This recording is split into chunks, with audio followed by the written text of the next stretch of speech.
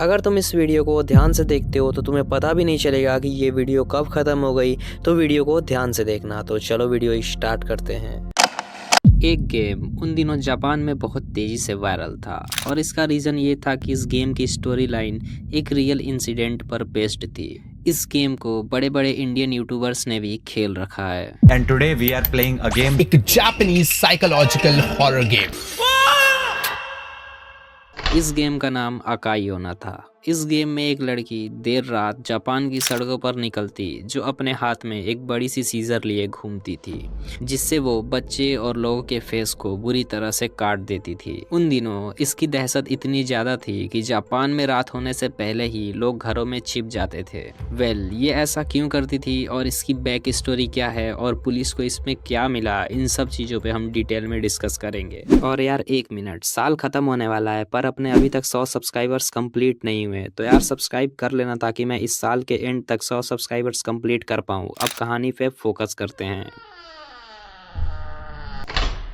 ये कहानी जापान के एक अर्बन लेजेंड से इंस्पायर है जिसका नाम कोचिसाके ओना था। कोचिसाके ओना का फेस कुछ ऐसा दिखता था और इसका रीजन ये था कि इसके पति ने इसके फेस को तलवार से काट दिया था। कोचिसाके ओना जब लोगों को मारती थी तब वो लोगों से एक सवाल करती थी जिसका गलत जवाब देने पर वो उन्हें मार देती थी। 1970 के टाइम जापान की सड़कों पर एक लड़की अपने चेहरे पर मास्क लगाए घूमती थी जो लोगों को बुरी तरह से मार देती थी। मारने से पहले वो लोगों से एक सवाल पूछती थी, क्या मैं खूबसूरत लग रही हूँ?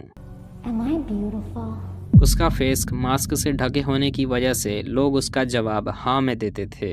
फिर कोचिसाके ओना अपने मास्क को हटा के सड़ा हुआ फेस दिखा के लोगों से फिर वही सवाल करती थी। अब लोग उसका गलत जवाब देते तो वो उनके सर में सीजर घुसा देती थी। लेकिन एक मिनट, तुम सोच रहे होगी कि अगर मैं फिर भी उसे खूबसूरत बोलूँ तो वो क्या करती थी?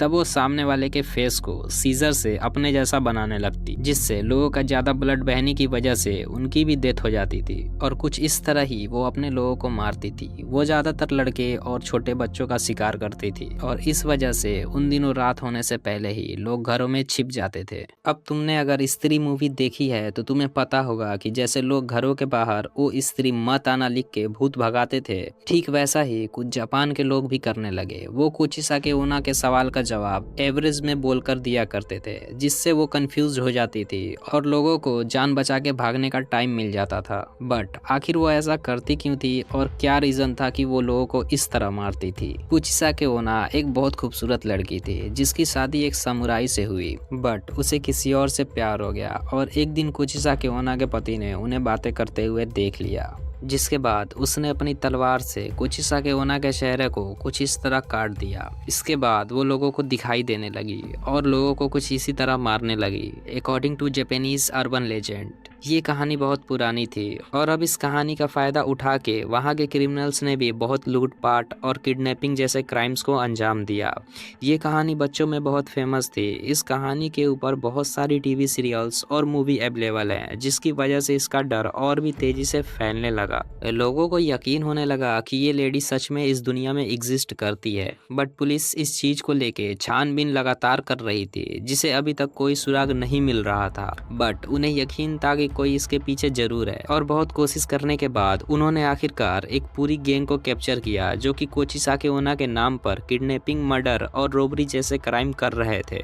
पुलिस ने एक लड़की को कैप्चर किया जिसका फेस सिमिलर था कोचिसाके ओना की तरह, बट चेजिंग के टाइम उसकी एक्सीडेंट कार से हो गई जिससे उसकी डेथ हो गई। मास्क हटाने पर पुलिस ने देखा कि उसका फेस सिमिलर था कोचिसाके ओना की तरह। बट अब इन सारी चीजों के होने के बाद ये सारे इंसिडेंट होना बंद हो गए। पुलिस की रिपोर्ट के मुताबिक ये सारी चीजें ह्यूमन ट्रैफिकिंग के केस थे और उनका कहना था कि अर्बन लेजेंड की कहानियों का फायदा उठाकर क्रिमिनल्स बच्चों को किडनैप कर रहे थे।